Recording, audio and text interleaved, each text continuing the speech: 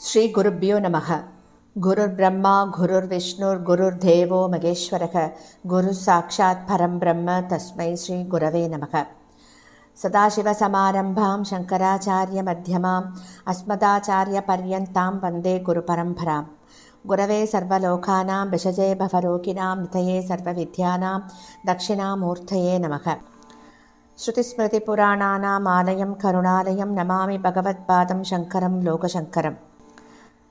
सदात्मध्याननिरतं विषयेभ्यः पराङ्मुखं नौमि शास्त्रेषु निष्णातं चन्द्रशेखरभारतीं. विवेकिनं मगाप्रज्ञं धैर्यौधार्यक्षमानिधिं सदा अभिनवपूर्वं तं विद्यातीर्थगुरुं भजे. भारतीकरुणापात्रं भारतीपदभूषणं भारतीपदमारूढं भारतीतीर्थमाश्रये. विद्याविनयसम्पन्नं वेदरागं विवेकिनं वन्दे वेदान्ततत्त्वज्ञं विदुशेखरभारतीम्. அனைத்து பெரியோர்களுக்கும் நீலாயுதாட்சிகுமாரின் நமஸ்காரங்கள். பிரதி குருவாரம் நம்ம நடமாடும் சாரதாம்பாளான நம்முடைய பிரத்யக்ஷ பகவான் ஜகத்குரு ஸ்ரீ ஸ்ரீ ஸ்ரீ பாரதி தீர்த்த மகாஸ்வாமிகளின் சச்சரிதத்தை கேட்க ஆரம்பிச்சிருக்கோம். போன வாரத்தின் தொடர்ச்சியை தான் தொடர்ந்து கேட்கப் போகின்றோம். 4வது வாரமாக இந்த சச்சரிதம் நம்முடைய பிரத்யக்ஷ பகவான் ஜகத்குரு ஸ்ரீ ஸ்ரீ ஸ்ரீ பாரதி தீர்த்த மகாஸ்வாமிகளின் திவ்ய சப்ததி, அதாவது 70வது வருடம் நிறைவடைந்த சந்தர்ப்பத்தில் அப்போது நிகழ்ந்த மகோத்சவத்தின் போது அவர்களின் கரகமல சஞ்சாதரான ஜகத்குரு ஸ்ரீ ஸ்ரீ ஸ்ரீ விதுஷேகர பாரதி மகாஸ்வாமிகள் அவர்கள் தமது குருநாதரின் மகிமைகளை பற்றி செய்து அருளிய அருளுரைகள் தான் நாம கேட்டுக்கொண்டிருப்பது.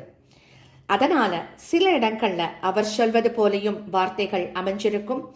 அந்த இடங்கள்ல யாரும் தவறாக என்னை நினைத்துக் கொள்ள வேண்டாம் அப்படின்னு தாழ்மையோட கேட்டுக்கிறேன். இனி தொடருவோம் சச்சரித்தத்தை. குருவின் 3வது லட்சணமாக ஜிதேந்திரியக அப்படிங்கிறத பத்தி சொல்றார். எவரால் இந்திரியங்கள் வெல்லப்பட்டனவோ அவர் ஜிதேந்திரியர் அப்படின்னு சொல்லப்படுவாராம். இந்திரியங்களை அடக்கவில்லை அப்படின்னா நம்மால் எந்த ஒரு செயலையும் சாதிக்க முடியாது அப்படின்னு சொல்றார். பிரம்ம விசாரத்தை பத்தி கேட்கவே வேண்டாம். பிரம்ம விசாரம் செய்யாமல் ஞானத்தை அடைய முடியாது. ஞானம் அடையாமல் மோட்சத்தை பெற முடியாது. ஆகையால் மோட்சம் அடைவதற்கு ஞானம் மிகவும் அவசியம். ஞானம் அடைவதற்கு பிரம்ம விசாரம் செய்யணும்.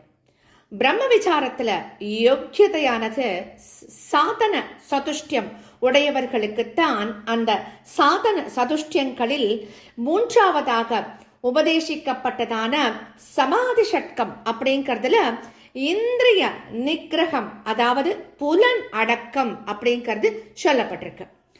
ஆனால் ஆகையால் இந்திரிய நிகிரகம் உள்ளவருக்குத்தான் பிரம்ம விசாரம் எளிதாக அமையும்.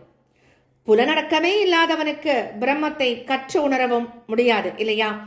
பிறருக்கு அதை கற்பிக்கவும் இயலவே இயலாது. அப்படிப்பட்டவர்களால் சம்சார சாகரத்தையும் கடக்கவும் முடியாதுன்னு சொல்றார். அவரால கடக்கவும் முடியாது, பிறரை கடக்க வைக்கவும் முடியாதுன்னு சொல்றார். அதனால தான் குருவின் லட்சணங்களில் இந்திரியங்களை வெல்லும் தன்மை ரொம்ப அவசியமாக சொல்லப்பட்டிருக்கு. இந்த விஷயங்களை பத்தி கடோபனிஷத்துல ஒரு விஷயம் சொல்லப்பட்டிருக்கு.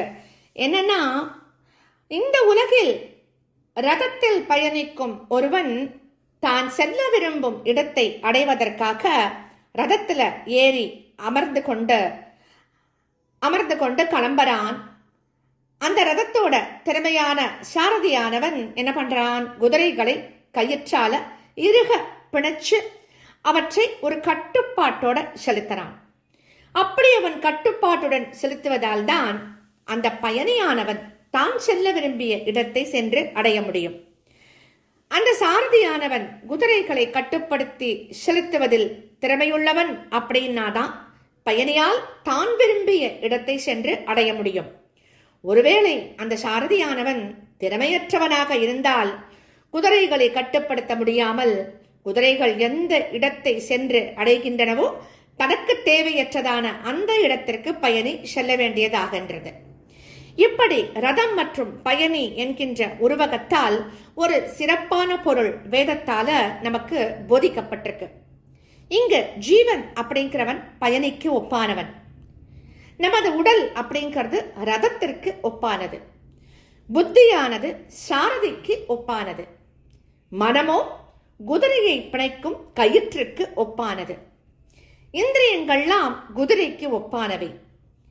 வேதத்தால் விளக்கப்படும் இந்த ஆழமான கருத்து என்னவென்றால், ஜீவனானவன் இந்த சரீரத்தில் ஏறி சாஸ்திரம், ஆச்சாரியரின் உபதேசம் முதலானவற்றால் புத்தியை பக்குவப்படுத்தி, பக்குவப்பட்ட புத்தியால் மனதை அடக்கி, அடங்கிய மனத்தால் இந்திரியங்களை சீர்திருத்தி பிரம்ம விசாரம் செய்து தனக்கு இஷ்டமான விஷ்ணுவின் இடத்தை, அதாவது சர்வவியாபியான பரமாத்ம ஸ்வரூபத்தை அடையட்டும்.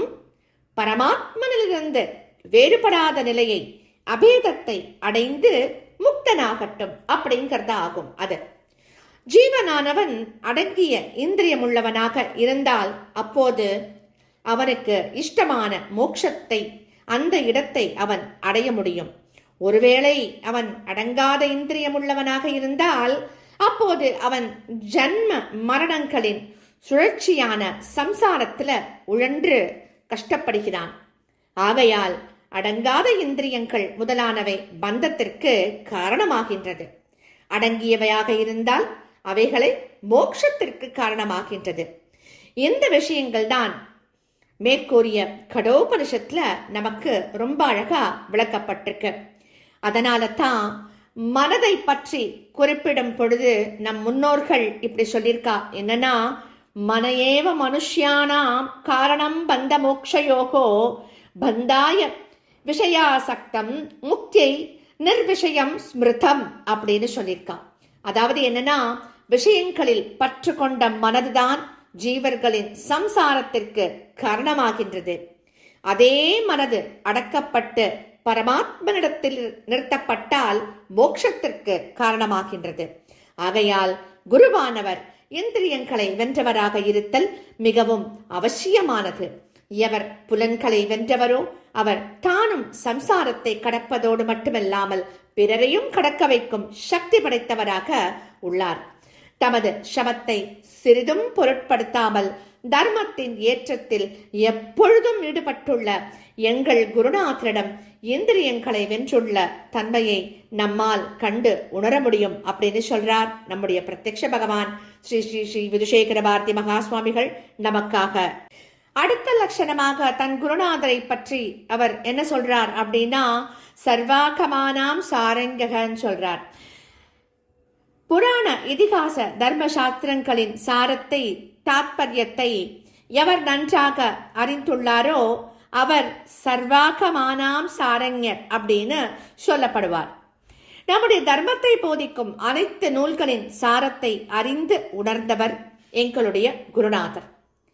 எங்களுடைய குருநாதருக்கு புராண இதிகாச தர்மசாஸ்திரங்கள்ல அசாதாரணமான பாண்டித்யம் உண்டு. அந்த நூல்களில் உள்ள சில விஷயங்கள் மேல்நோட்டமாக பார்க்கும்போது ஒன்றுக்கொன்று முரண்படுவதை போல காணப்படும். அந்த விஷயங்கள் மிகவும் ஆழமான கருத்துள்ளவை. ஆதலால் சிறுமதியினருக்கு புரிந்து கொள்ள இயலாதவை. அப்பேற்பட்ட அந்த பல விஷயங்களை குருநாதர் நமக்கு தெளிவுற போதிக்கிறார் அப்படின்னு சொல்றார். பகவத்கீதையில 3வது அத்தியாயத்துல பகவான் ஸ்ரீ கிருஷ்ணர் சொல்றார், மக்களே, நீங்கள் யாகம் முதலியவற்றால் இந்திரன் முதலான தேவர்களை சந்தோஷப்படுத்துங்கள். யாகங்கள் முதலியவற்றால் மகிழ்ந்த இந்திரன் முதலான தேவர்கள் மழை, உணவு முதலான நீங்கள் விரும்பியவற்றையெல்லாம் கொடுத்து உங்களை காப்பாற்றுவார்.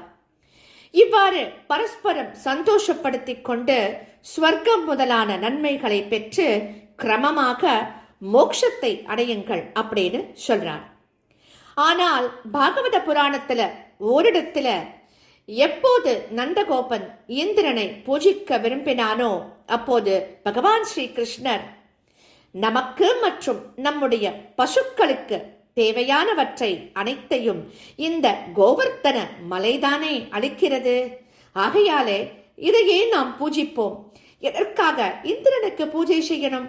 அப்படின்னு நந்தகோபனை இந்திர பூஜை செய்ய விடல அப்படின்னு சொல்லப்பட்டிருக்கு, நாம படிச்சிருக்கோம். பகவான் நந்தகோபனை இந்திர பூஜை செய்ய விடாமல் தடுத்துவிட்டு பின்னர் தானே கீதையில் தேவான் பாவயத தே தேவா பாவயந்தூவ அப்படின்னு சொல்லிருக்கு. அதாவது தேவர்களை மகிழ்வுறச் செய்யுங்கள், அவர்கள் நம்மை மகிழ்விப்பார்கள் அப்படின்னு சொல்லியிருக்கு. இதை நாம படிக்கும்போது இங்கே ஏதோ ஒரு முரண்பாடு தெரிவது போல இருக்கிறது இல்லையா? சரிதானே? நமக்கெல்லாம் நம்முடைய புத்திக்கு அப்படித்தான் தோணும். எங்கள் குருநாதர் இப்படி சொல்லியிருக்கார் அப்படின்னு நம்முடைய பகவான் சொல்றார். யாகங்களால் தேவர்களை மகிழ்வியுங்கள் என்று பகவானால் கீதையில் எது உபதேசிக்கப்பட்டதோ அதற்கு முரண்பாடு எதுவுமே இல்லை. பின்னர் பகவான் நந்தகோபனை இந்திர பூஜை செய்ய விடாமல் ஏன் தடுத்தார் என்றால், இந்திரனுக்கு மக்களை காக்கும் விஷயத்தில் இருந்த ஒரு அகங்காரத்தை போக்கடிக்கும் விருப்பத்தோடு பகவான் இப்படி செய்தார். இந்திரன் நான் தான் எல்லா உலகத்தையும் காப்பாற்றுகிறேன் என்று நினைத்து கொண்டு பகவானையே மறந்து விட்டான். எப்பொழுது நந்தகோபன் அவனுக்கு பூஜை செய்யவில்லையோ அப்பொழுது கோபமடைந்த இந்திரன் கல்மழையை பொழியறான். உடனே பகவான் ஸ்ரீகிருஷ்ணர் என்ன பண்றார்?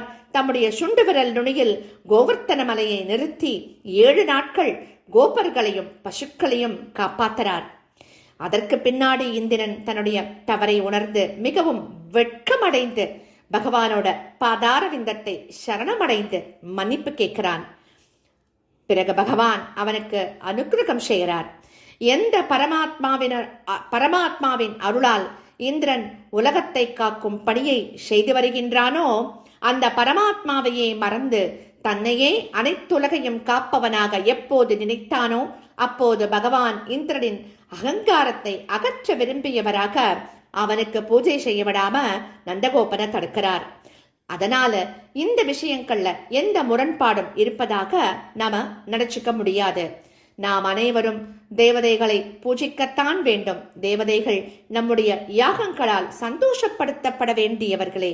இவ்வாறு முரண்படுவது போல தோன்றினாலும் இந்த விஷயங்களில் எந்த முரண்பாடும் இல்லை அப்படின்னு குருநாதர் விளக்கி அருளியிருக்கிறார் அப்படின்னு நம்முடைய பகவான் ஸ்ரீ ஸ்ரீ விதுசேகர பாரதி மகா சுவாமிகள் நமக்கு தெள்ளத் தெளிவாக எடுத்து சொல்லியிருக்கா இந்த நிகழ்ச்சியின் மூலம். இப்படி எங்கள் குருநாதர் அவர்களுக்கு சமயம் கிடைக்கும் போதெல்லாம் ஒரு க்ஷணம் கூட வீண் செய்யாம நூல்களை எல்லாம் படிச்சுட்டே இருப்பா. அது மட்டும் இல்லாம அந்த நூல்களில் இருக்கும் அபூர்வமான மற்றும் சுவாரஸ்யமான விஷயங்களை சிஷ்யாளுக்கு அடிக்கடி உபதேசம் பண்ணுவா. இப்படி ஒரு உபதேசம் ஸ்ரீமத் பாகவத புராணத்திலிருந்து சொல்றா. அதை நாம் அடுத்த வாரம் தொடர்ந்து கேட்கலாமா? ஸ்ரீ சத்குரோ பாகி, ஸ்ரீ சத்குரோ பாகி, ஸ்ரீ சத்குருநாதா சரணம் சரணம் சரணம் சரணம்.